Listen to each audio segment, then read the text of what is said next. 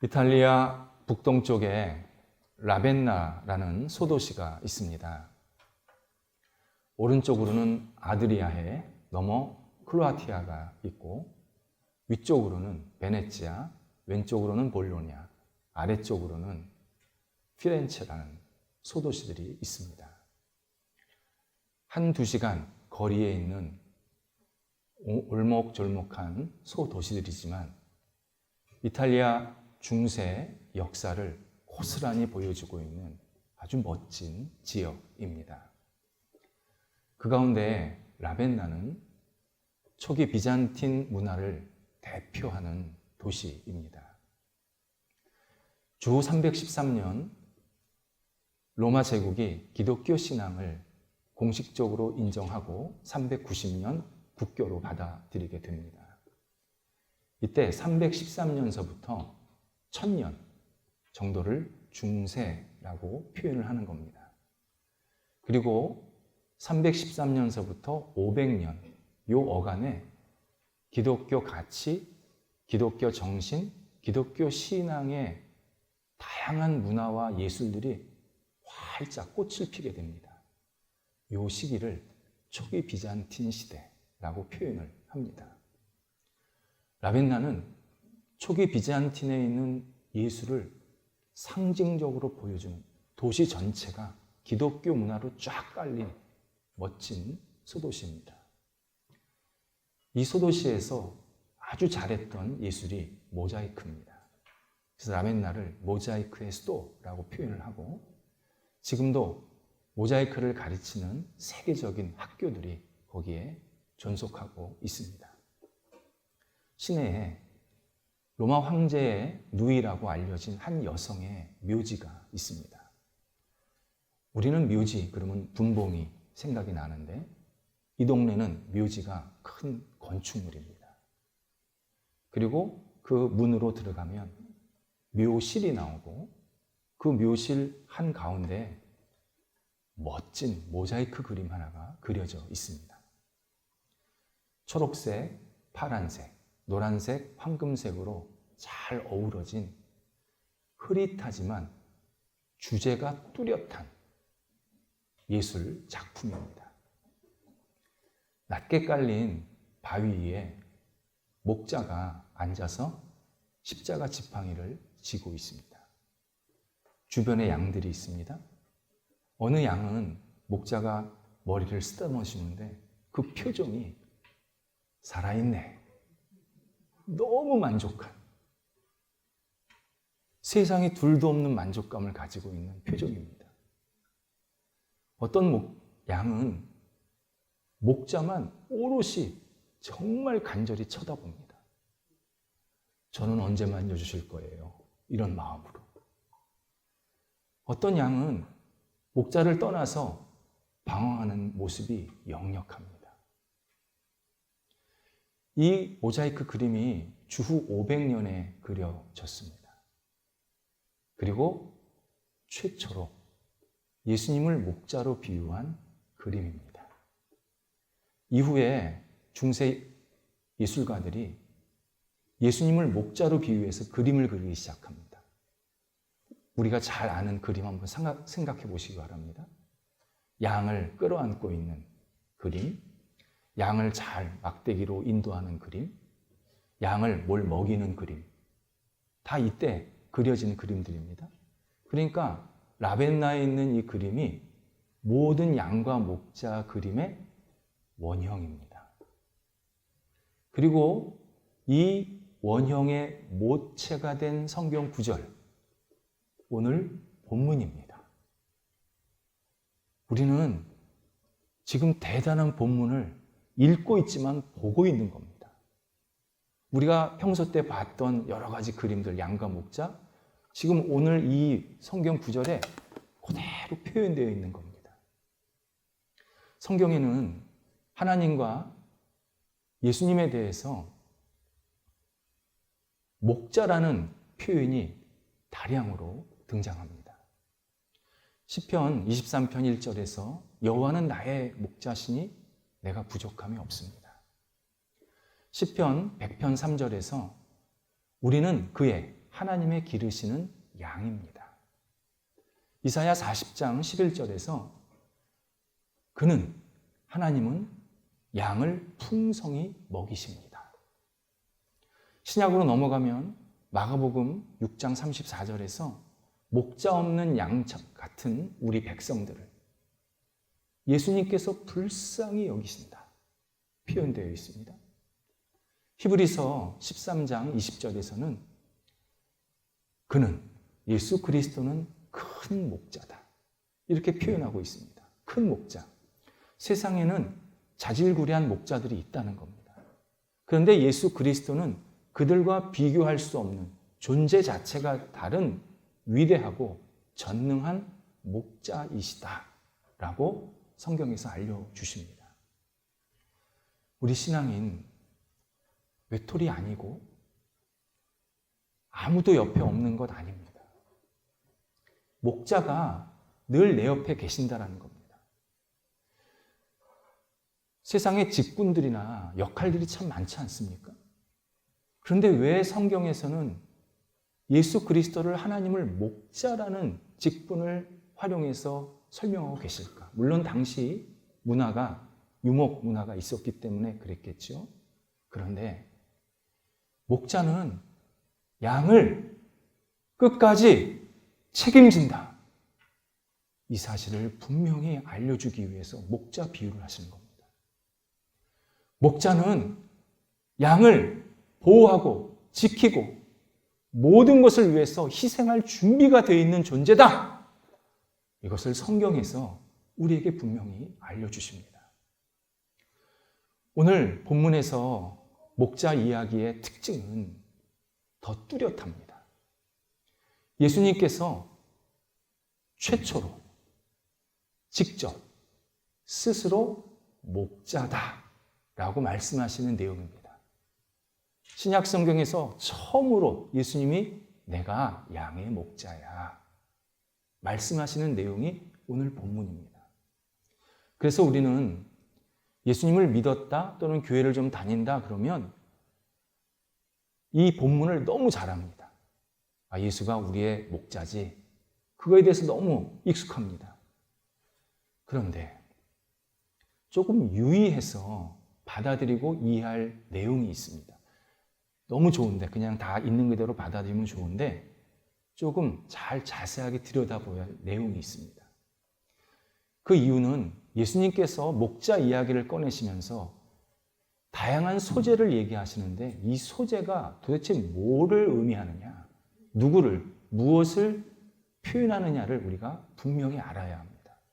나오는 소재가 강도와 도적이 나오고 양의 우리가 나오고 양 우리의 문이 나오고 문지기가 나오고 거기에 목자가 나옵니다. 이걸 그냥 흐트러뜨려서 그냥 목자지 그렇게만 생각할 수도 있지만 잘 들여다봐야 예수님께서 우리에게 하시고자 하는 내용을 우리가 깊게 받아들일 수가 있습니다. 먼저 오늘 본문은 9장 이야기, 태어날 때부터 소경, 시각장애인이었던 사람이 눈을 떴던 이야기와 계속 같은 분위기로 이어지는 내용입니다. 10장에 처음에 연결어가 나오지를 않습니다. 보통 분위기가 달라지려 그러면 이 일이 있은 후에 예수께서 어디를 지나가시다가 이런 표현이 나오거든요. 그러면 이게 상황이 달라진 겁니다. 새롭게 읽으라는 겁니다. 근데 10장은 그냥 9장과 연결해서 자연스럽게 내용이 같이 나오고 있습니다. 참고로요, 성경에 장절이 나옵니다. 이 장절은 1200년, 주후 1200년서부터 사람들이 읽기 쉬우라고 붙여놓은 숫자들입니다. 그러니까 처음에 성경이 적혔을 때 장절이 없었습니다. 그래서 성경을 처음에 읽을 때는요, 사람들마다 은혜가 풍성했어요. 왜냐하면 어떤 사람은 2절만 읽고 크게 깨닫고 어떤 사람은 10절까지 읽고 크게 깨닫고 장절이 없으니까 그 문맥과 상황에 따라서 계속 말씀을 묵상하다 보니까 처음에 말씀을 읽었던 사람들은 굉장한 도전을 많이 받았던 겁니다. 그러다가 나중에 1200년 이후부터 사람들이 좀 읽기 편하라고 인쇄업자들 내지는 어떤 일반적인 사람들이 여기다 숫자 표시를 한 겁니다. 여기까지는 1절, 2절, 1장, 2장. 이것이 숫자가 하나님의 절대적인 뜻이 아니라는 의미입니다. 그래서 우리도 성경 읽을 때 내가 전체 문맥과 내용에 따라서 끊어 읽으면 됩니다. 뭐 10절까지 읽어야 된다, 뭐 20절까지 읽어야 된다. 그럴 필요가 없다는 겁니다. 다만 처음에 성경을 읽으신 분들은 그냥 숫자대로 읽는 게 제일 무난하다. 그나마 제일 합리적으로 정리를 해놨다. 그렇게 말씀은 드릴 수 있습니다. 오늘 본문도 그런 겁니다. 9장, 10장이 사실 연결되어 있는 건데 그냥 장절로 끊어놨습니다. 바리새인들이 눈뜬 사람과 예수님을 크게 핍박하고 거부를 합니다. 그리고 어떻게 하면 이들을 죽일 수 있을까? 이들을 더 공격할 수 있을까를 모의하기 위해서 자기들끼리 따로 모여서 회의를 하게 됩니다. 그런데 현장에는 태어날 때부터 시각 장애였던 사람이 눈을 떴으니까 이 감동의 마음이 가라앉혀지지가 않은 겁니다. 그래서 현장에 사람들이 계속 남아서 예수님이 무슨 말씀을 하시지 않을까? 예수님이 어떻게 이런 일을 하셨지? 계속 궁금했던 겁니다. 바로 예수님이 이 현장에 남아있는 사람들을 대상으로 말씀하시는 내용입니다. 그렇다면 강도와 도둑은 당시 사람들을 잘못 이끌고 있었던 바리새인들 이야기입니다. 지금 우리에게 적용을 하면 사람들을 괴롭히고 힘들게 하고 잘못 지도하고 있는 거짓 지도자들. 이 거짓 지도자들이 각층에 너무 많습니다. 우리 사회에. 그래서 사람들을 기쁘게 하고 잘 살게 만드는 게 아니라 뭔가 자꾸 부담을 주고 어렵게 만들고 잘못된 길로 이끌어가는 이 잘못된 지도자들, 거짓 지도자들을 바로 도둑과 강도라고 표현하고 있습니다. 그 다음에 양의 우리는 당시로 말하면 율법을 사람들한테 지워줘서 율법의 짐을 지워줘서 헉헉거리게 만드는, 뭐 하면 그 율법 아니잖아, 율법 어겼잖아, 뭐 하면 그 왜 율법대로 안 해. 그래서 사람들로 하여금 이게 정상적인 신앙생활이나 일상생활 하는 게 아니라 뭔가 계속 부담을 주고 부자연스럽게 만드는 그러한 유대 사회를 말하는 겁니다. 지금 우리에게 적용하면 하나님을 무시하고 하나님을 불신하면서 사람들한테 이것도 해야 돼, 저것도 해야 돼, 이것도 가져야 돼, 이런 것도 있어야 돼. 그러면서 계속 세속적인 짐을 지워서 하나님을 자꾸 멀리 떨어지게 만들고 하나님을 잃어버리게 만들고 자꾸 하나님을 외면하게 만드는 세속 사회를 말합니다. 지금 우리 굉장한 도전을 많이 받고 있습니다. 우리가 지금 이렇게 한 곳에 모여서 예배를 드리고 있지만 이 문만 밖으로 나가면 우리를 하나님 못 믿게 하는 얼마나 많은 공격과 억압과 핍박과 때로는 유혹이 우리를 괴롭히는지 모릅니다. 그런 세속 사회를 말하는 겁니다. 그렇다면 이 문이 전혀 우리가 생각하는 것과 다른 뜻이 되는 겁니다. 예수님께서 1절에서 그런 도둑과 강도가 다른 데로 넘어간다라는 표현을 씁니다. 다른 데. 담입니다. 담, 벽. 당시 양 우리를 바깥에도 만들 때 지금처럼 이렇게 튼튼하게 만든 게 아니었습니다. 돌 두세 개 쌓아놓고 쭉 돌렸다든지 나무를 중간중간 꼽아놓고 끈으로 묶어서 울타리를 만드는 정도였습니다. 바로 강도나 도둑이 요 울타리, 요 담을 넘어서 양을 공격해서 자기의 이득을 취했다. 자기의 탐욕을 취했다라는 뜻입니다. 왜 문을 놔두고 일로 넘어갔을까요? 문은 보호용이 아니었던 겁니다. 문은 가두는 용이었습니다. 밖에서 문을 걸어 잠그고 양이 못 나오게 만든 겁니다. 문을 열면 양이 빠져나올 수 있으니까 문을 딱 잠궈 놓고 그 다음에 자기는 담을 넘어가서, 벽을 넘어가서 양을 해치고 있었던 겁니다. 강도와 도둑들이. 그래서 양의 문은 긍정적인 내용이 아니라 굉장히 부정적인 내용이 들어가 있습니다. 우리를 억압하고 못살게 굴고 괴롭히는 이 문빗장, 그래서 나가고 싶어도 못 나가게 만드는 이 잘못된, 왜곡된 문을 지금 예수님께서 우리의 문이라고 표현하고 있습니다.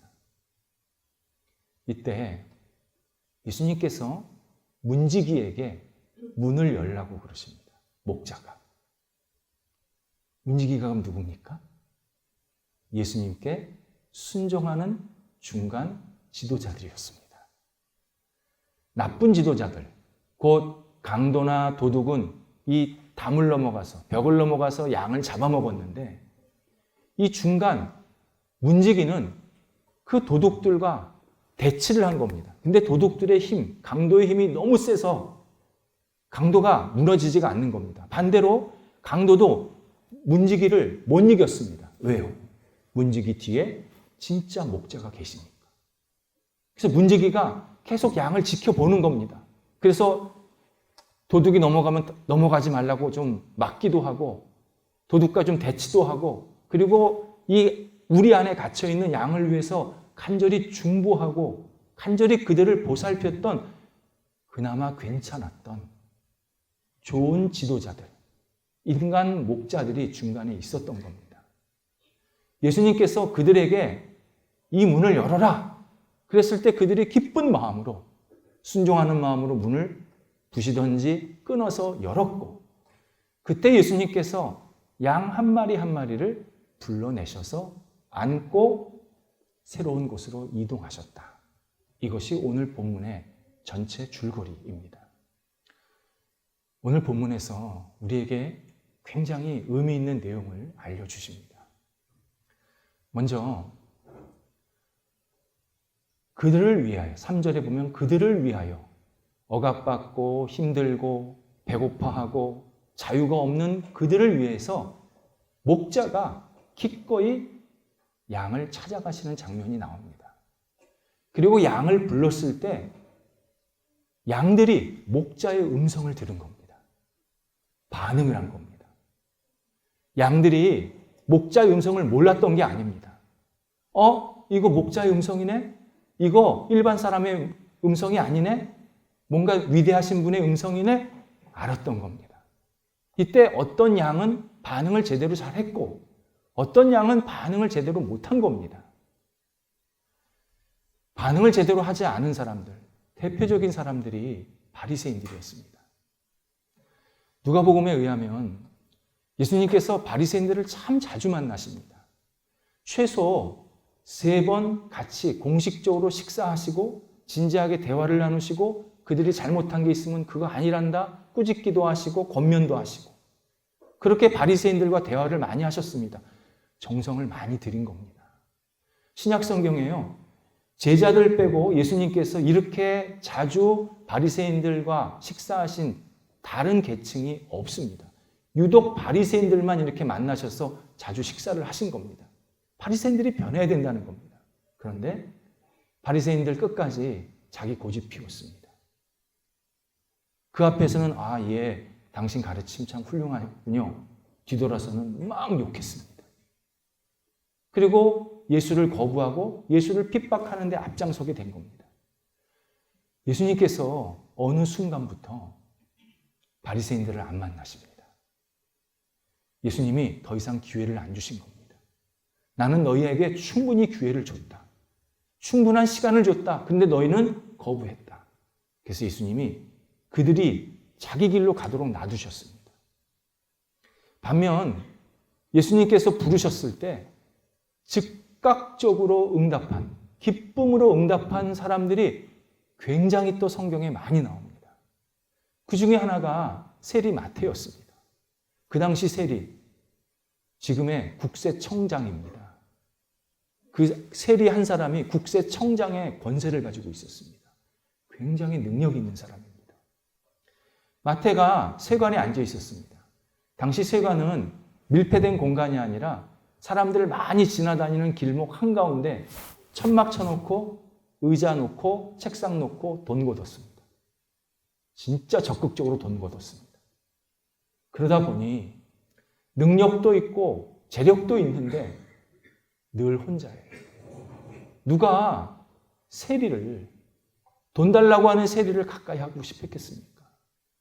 그래서 마태는 늘 외로웠고 홀로 있었고 그냥 자기 혼자 이렇게 돈만 걷어서 그냥 자기 잘 살면 된다, 그렇게만 끝냈던 겁니다. 그런데 예수님께서 그를 찾아가십니다. 찾아가셔서 나를 따르라 말씀하십니다. 이때 마태 두 말 않고 다 버리고 따릅니다. 참 놀랍습니다. 다 가진 사람인데 나를 따르라, 예수님의 그 말씀 한마디 듣고 나를 부르시는구나. 따라갑니다. 바울도 그랬습니다. 바울이 기세등등해서 예수 그리스도를 믿는 사람들을 핍박하러 다닐 때 부활하신 예수님께서 바울에게 찾아오셔서 그의 이름을 부르십니다. 이때 바울이 엎드려져서 주여 누구이십니까? 라고 반응을 합니다.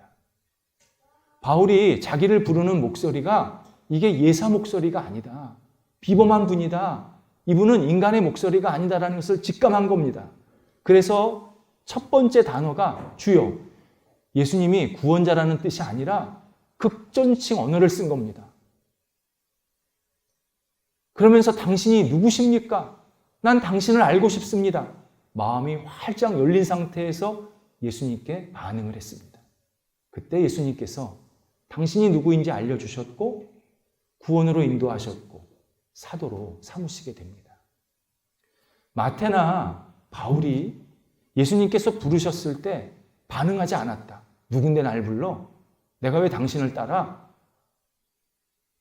만약에 이렇게 반응했다 그러면 그들은 구원도 없고 사도의 삶, 제자의 삶도 없었습니다. 긍정적으로 반응을 했기 때문에 예수님께서 그를 선하게 이끄셔서 우리 위대한 신앙의 선조로, 사도로 존경과 칭찬과 닮고 싶은 사람으로 만들어 주신 겁니다. 예수님, 지금 우리에게도 매일 평생 부르십니다. 예수님, 내가 예수를 처음 믿을 때만 부르시지 않습니다.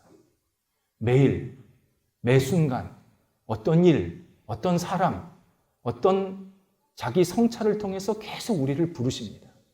근데 이 부르시는 상황이 성공할 때, 실패했을 때, 좋은 일이 있을 때, 나쁜 일이 있을 때, 건강할 때, 아플 때, 다양한 상황 속에서 계속 우리를 부르십니다. 그리고 물으십니다. 너는 지금 누구를 믿고 있느냐? 내 영혼과 내 삶의 주인이 누구냐? 너 지금 뭐 붙잡고 있느냐? 뭘 바라보고 있느냐? 부르십니다. 이때 우리가 예, 주님, 제 주인은 예수 그리스도십니다. 저는 주님만 바라봅니다. 저는 주님의 은혜와 궁일 없이는 살 수 없습니다. 간절한 마음으로 주님 앞에 고백을 하면 주님께서 우리를 끌어내셔서 푸른 초장과 쉴만한 물가로 인도해 가십니다. 성공과 실패, 좋은 일과 나쁜 일, 건강과 약함이 내 영혼의 주인 되지 말라고, 절대 주인 되지 말라고, 거기에는 희망이 없다고 예수 그리스도께서 우리를 부르십니다. 우리 똑바로 반응해야 합니다. 놓치면 삭분이 우리 잡아먹습니다. 도둑과 강도가 우리를 잡아먹습니다.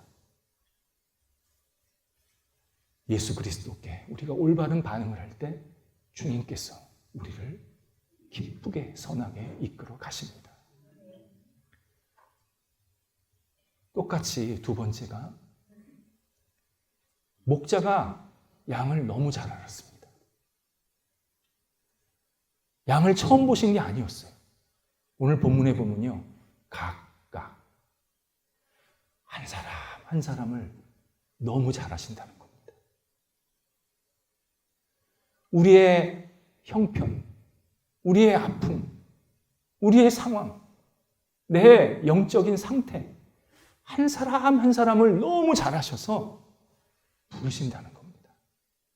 특별히 우리가 부끄럽고 잘못한 게 많고 죄짓고 연약한 모습에 있을 때 예수님께서 우리를 정죄하지 않으시고 불러주십니다. 이것 또한 놀라운 은혜입니다. 양, 어떤 이미지를 가지고 계십니까? 세상에는 양을 한 번도 안 본 분과 한 번만 본 분만 있습니다. 양을 2번 이상 본 분은 없습니다. 왠지 아십니까? 양이 되게 지저분하거든요. 겉으로 볼 때는 되게 이렇게 환상적으로 보이잖아요. 가까이 한번 가보세요. 2번 다시는 보고 싶지가 않아요. 양은 눈이 안 보입니다. 거의 시력이 없습니다. 오물하고 흙하고 먹이를 구분을 못해요. 그냥 아무나 비벼. 또 거기에 양털, 완전 곱슬이에요. 한번 오물이 붙으면요, 안 떨어져요. 그런데 예수님께서 오늘 본문에 보면 우리의 문을 열고 하나씩 받아들여서 안아주시는 겁니다.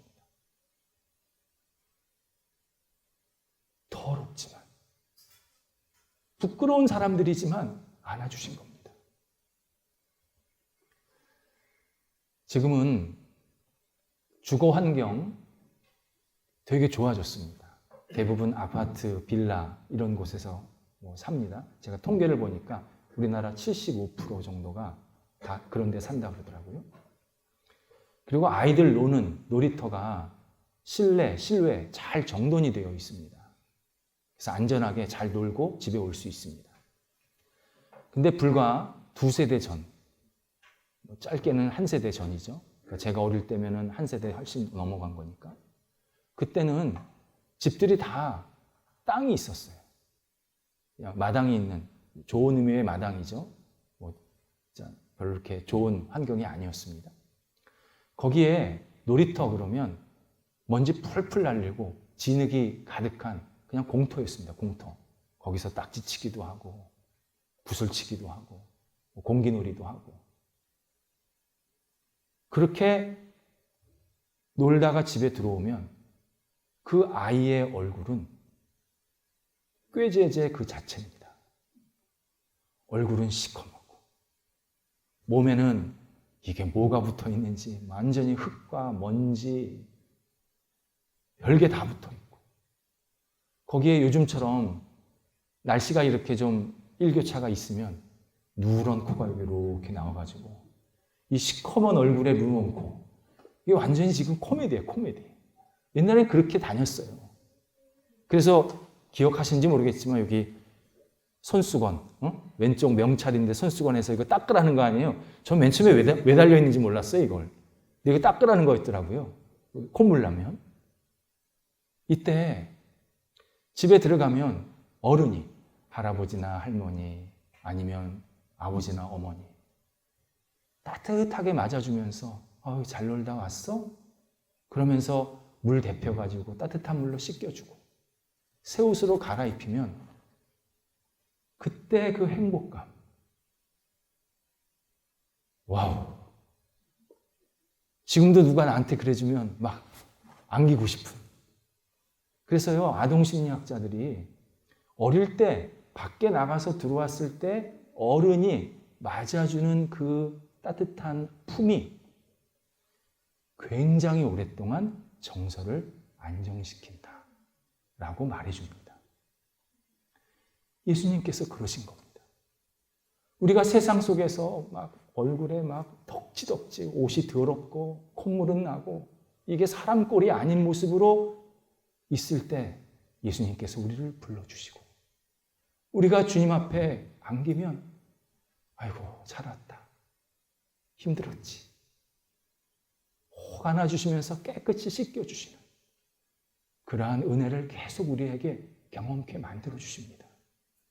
그래서 사도 바울이 로마서 5장 6절에서 우리가 연약했을 때, 곧 우리가 부끄러움 많았을 때, 우리가 죄졌을 때, 우리가 문제 많았을 때, 막 영적으로 혼돈스러울 때 예수님께서 우리를 위해서 십자가에 죽으셨다라고 표현하고 있습니다. 예수님께서 우리를 위해서 죽으신 시점이 우리가 의인, 잘나고 대단한 그러한 존재가 아니라 우리가 부끄러울 때, 우리가 심각하게 문제가 있을 때 우리를 위해서 죽으셨다라고 말씀해 주고 있습니다. 어떤 분이 이런 이야기를 하셨습니다. 세상에는 좋은 사람이 많아서요. 그래도 세상 이만큼 살만한 겁니다. 이 말이요. 반은 맞고 반은 틀립니다. 좋은 사람이 많은 것은 맞는데 원래 인간이 좋은 사람이 아닙니다. 예수 그리스도의 부름을 받은 사람들이 예수 그리스도를 믿고 그 안에서 성품이 변해서 주변 사람들에게 좋은 영향력을 끼쳐서 좋은 사람들이 점점점 확산이 됐던 겁니다. 예수 그리스도 없이는요, 우리 진짜 인간 인격, 인품 바닥입니다. 생각하는 것, 행동하는 것 정말 이기적이고 탐욕적이고 어떻게 하면 저 사람을 내가 이용해서 내가 내 거를 더 가질까? 이런 것에 완전히 푹 빠져 있을 수밖에 없는 존재들이었습니다. 그런데 예수님께서 우리를 부르셔서 품어 안아주셨고 사랑 먼저 주셨기 때문에 우리가 내가 이렇게 살아야겠다. 다시 한번 깨닫게 되고 결심하게 되어서 세상이 점점 좋게 변할 수 있었던 결정적인 동인이 되었습니다. 그래서 중요한 점이 또 하나 있습니다. 예수님께서 왜 우리를 부끄러운데 불러주셔서 안아주시고 푸른 초장으로 가게 만드셨냐? 그 목적입니다. 만약 우리가 그냥 잘 먹고 잘 사는 것으로 끝났다. 푸른 초장 가서 잘 먹고 그냥 잘 쉬었다. 그러면 예수님 우리를 배부른 돼지로 만드신 겁니다. 성경은 그런 목적이 아니라고 말씀합니다. 이제 우리를 억압하는 양우리에서 벗어났다 그러면 세속사회에서 우리가 하나님의 자녀로 새롭게 세워졌다 그러면 하나님의 자녀답게 하나님께 영광 돌리면서 하나님의 뜻을 이루면서 살라라고 거룩한 사명을 주신 겁니다. 그때부터 목자만 쫓아다니라는 겁니다.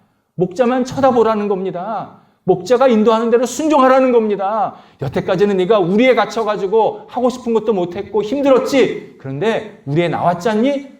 네 맘대로 살라고 한 게 아니란다.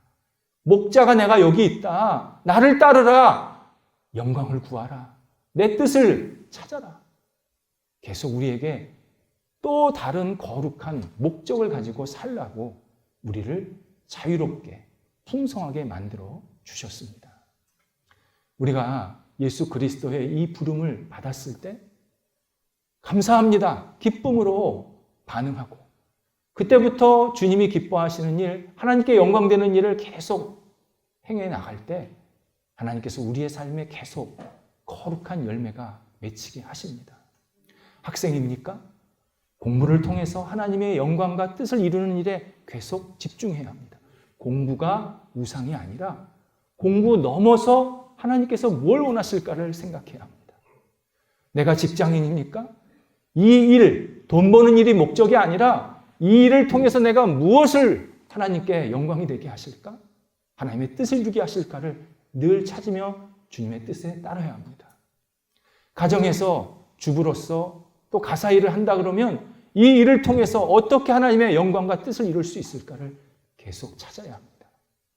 하나님께서 이런 일을 하면서 우리가 계속 살아갈 때 기뻐하시고 더 큰 꼴로 우리를 가득 채워 주십니다. 기도하겠습니다. 하나님, 저희를 부르시고 안아주시고 사랑해주시고 먹여주시고 인도해주신 것 감사합니다. 다시 주님을 바라봅니다. 다시 주님을 의지합니다. 다시 주님께 집중합니다. 하나님, 도우셔서 저희들을 유혹하고 혼란스럽게 만드는 모든 양의 우리들을 물리치게 도와주시고 오직 목자이신 예수 그리스도만 따라가는 복 있는 인생 될 수 있도록 인도하여 주시옵소서. 예수님의 이름으로 기도드립니다. 아멘.